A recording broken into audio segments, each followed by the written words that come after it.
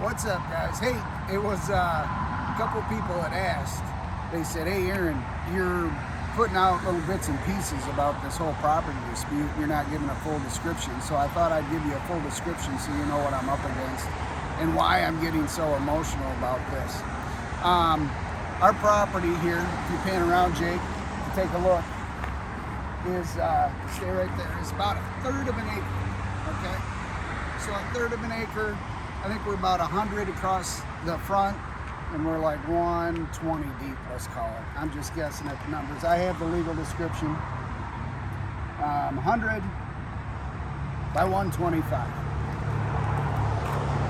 On the southeast,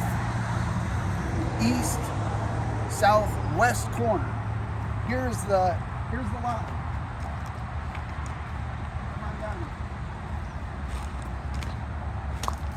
Right here, it's Captain State J. Adams. On the northwest property line, let me walk you over there.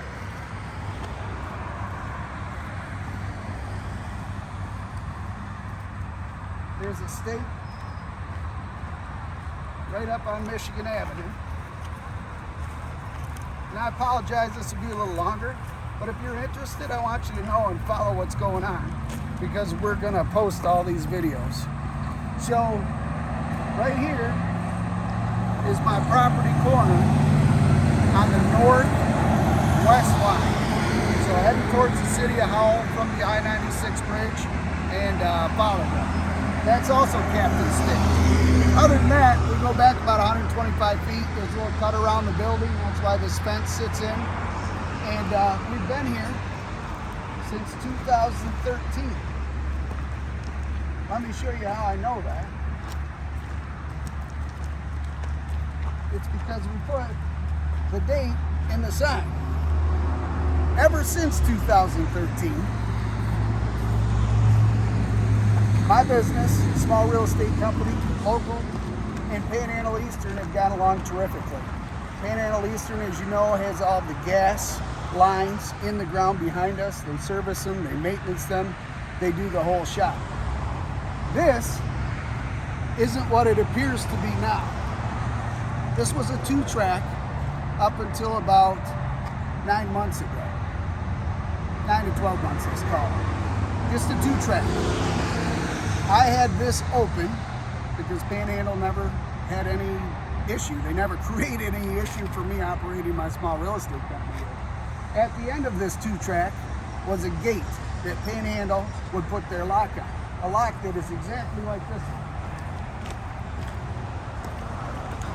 See that lock? If you flip it over, it says Panhandle Eastern Pipeline. So, 4 years ago, the city of Howell, in settling a lawsuit with a developer from 1997, sold it to a new developer. They're going to bring in a great big motor skirts playground. There's 3 phases to it. There's an amphitheater, there's the condos, and then there is the automotive development district. The developers have an easement right behind my Wolford sign and my Drick sign. There's an easement somewhere between those signs and Speedway. To use that easement, you have to apply for a permit through the state of Michigan, Michigan Department of Transportation. The developers applied for a permit. It hasn't been granted yet. There were some issues with it. So, because they've been working on it for so long and they want to get the development going, which I understand, but they can't get the permit to get in there. What's the next best use other than Lucy Road when you drive back through all the recycling centers and just the stuff that's there? The next best use is the city came through with about $100,000 in city tax dollars and had engineering done. If you see those pink flags down the road on the trees, the city said, hey, this 2-track isn't a 2-track for Panhandle to take access. This is a road. This is Old Pinckney Road. So the city had it marked out. The developers subsequently started bringing in gravel haulers and dropping, you see, crushed asphalt. They've also taken and put crushed concrete next to my approach on my property. Very clearly. This was all fine. I talked to the developers. I said, hey, guys, we're rooting for you. We're rooting for the city. We think the loop road's a great idea. We actually are ones that think that the development will probably be good for the city. And they said, cool. I said, just, do me a favor. If you're going to use the 2-track like Panhandle did, simply use passenger vehicles. They said, we'll take it under advisement. And then the next day, twice as many gravel haulers started coming through. And I went, whoa, wait a minute. So 6 months before this, I talked to the city manager, Irv Suda. Irv said there will not be construction traffic coming through there. I said, good, because it's dangerous to pull out into Pinckney Road. You guys know what the traffic's like right here in Pinckney Road across from the parking lot. Let's come on back so we're away from the traffic. So Irv commits to me, no construction traffic. The developers start running, low boys, gravel haulers, the whole thing. I then call the developers, say, what's going on? They say, basically, sorry about your luck. The city tells us that's a road. I go to the city attorney with all of my information.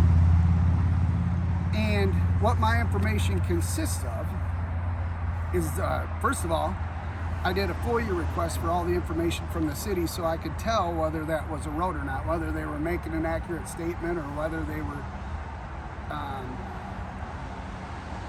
what's a proper political term, whether they were just patting me on the back and sending me on my way. The city of Howell denied my FOIA request. I had to go to the state of Michigan Department of Transportation, to do a FOIA request, and they provided me all the information. Well, apparently the developers have been working on that access for 2.5 years, and when they did the submission, even though all 3 phases were approved through the planning commission and through the city board, the developers only did their engineering for 1 phase. And therefore, as you can imagine, the traffic studies and the traffic flows were only good for that 1 phase.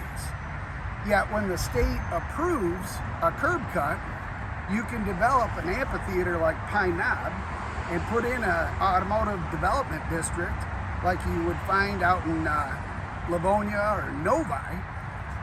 But all of a sudden we've got traffic issues out front that's unsafe as it is now. So the state says, nope, you gotta fix it right before we'll issue a permit. Man, that is awesome. State of Michigan, great job. So I take and ask them for the information. They didn't provide it. I go to the Register of Deeds, the Livingston County Register of Deeds, look for all the information. And what that provides to me, first of all, I have my title work. There's no easement and there's no right-of-way there. In addition to that, I start to research back and find out that that 2-track was actually, in 1968, it had been Old Pinckney Road. What had happened is Interstate 96 was brought through the county. The state of Michigan moved Pinckney Road. They moved it up to what it is now so that they could bring in I-96 and put in a bridge. On the state of Michigan right-of-ways map, it showed this as being obliterated. And that only makes sense, right? You go down to the expressway and it ends. There is no through traffic. It's not going to be used except for Panhandle Eastern to cross over to get to their easement, which their easement starts at I-96. So I go to the city and I'm like, hey guys, state says there's no right-of-way. You guys are telling me there is one? Please provide it. They go, we don't provide it. We've just got it. I go, well, I've done all the research. I've been a real estate broker for over 30 years. I'm pretty familiar with the law and legalities and legal descriptions and right-of-ways. If you have a right-of-way, it would be recorded at the Livingston County Register of Deeds. I can't seem to find it. If you could just provide it to me, problem solved. You're right, I'm wrong. Good deal. You can trespass across my property. Because what I have so far is the Livingston County. See, now watch, guys. Here's Panhandle right now. Guy has a key. He can use his lock. He's going to go back and service the well. Couldn't happen at a better time. Good morning. Good morning. Would you please? Thank you. So, I asked him for the right-of-way. I go to the Livingston County Road Commission, who had the jurisdiction of this area prior to giving it to the city of Howell. The only thing the city of Howell will say is, here, the county gave us jurisdiction. Well, if I wrote you a check for $1 million, you could walk around and say, I got $1 million. Until you went to cash the check, and then you'd realize you don't have $1 million. That's what the city is doing in claiming that this is a road. It was a 2-track. It was used by Panhandle Eastern about 12 times a year. The city came through. They marked out a road that existed in 1968 and didn't exist in 1969. It had never been maintained by the city. It's never been improved by the city. It's never been mowed, graded, plowed, nothing. So, long story short, I'm fighting City Hall. Everybody's telling me to, beat it, basically.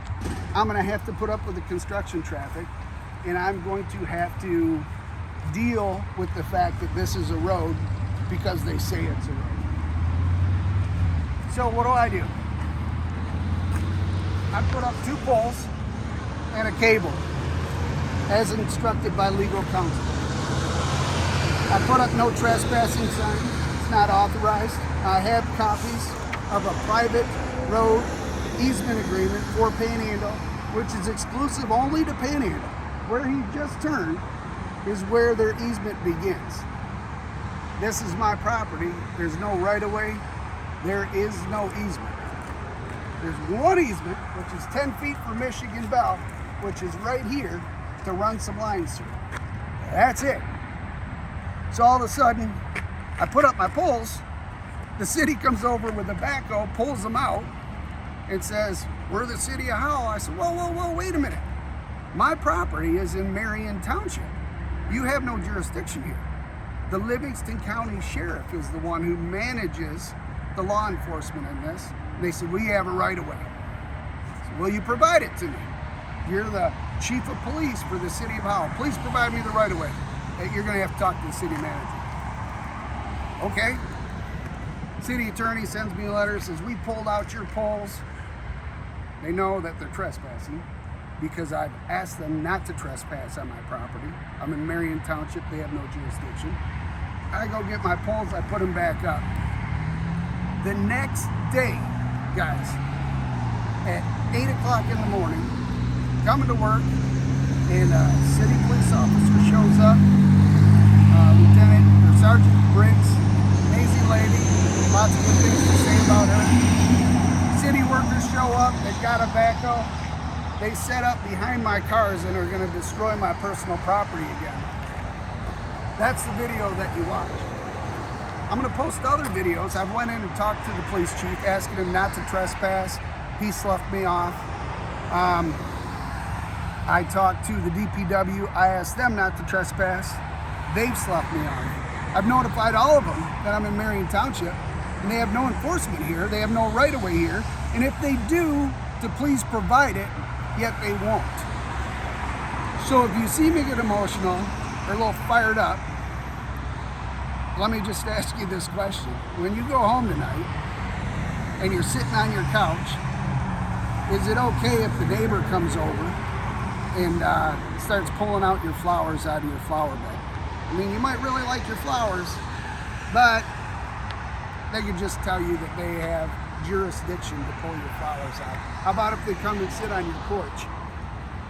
How about if they just start driving instead of crossing their driveway where they have a legal right to be, how about they just start going across your front yard? Is that okay with you? The city's done some things, which I don't even like to bring up. I like to stick to myself, do my own business.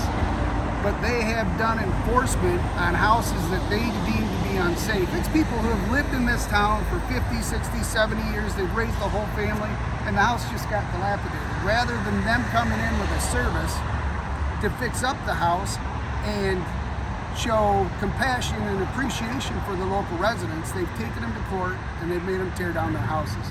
They're doing that with the base station in town now. Guys, I've lived here for over 50 years. You'll remember going up to the base station and getting a Mountain Dew and a pack of Marlboro Lights and cruising, Marlboro Lights and cruising town. I do. It was kind of a cool place to hang. Well, now we're into a whole new era. They have at the last board meeting authorized a lawsuit with your city attorney and your city funds to tear down the base station rather than, again, put up some money to have it improved and create a betterment for the community. There's lots of funky things that have gone on, and I just, like I said, I like to stay out of it, keep my head down and do my thing. But this is not going to be one of them. So you're going to see a lot of press going, and it looks like the city is forcing us to go to court.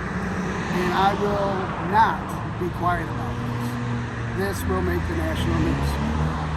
So, I love you guys. I hope you stay blessed. I hope you understand why I'm becoming so passionate about this, because I'm just getting trampled on. So, there it is, guys. We love you. Have a great day.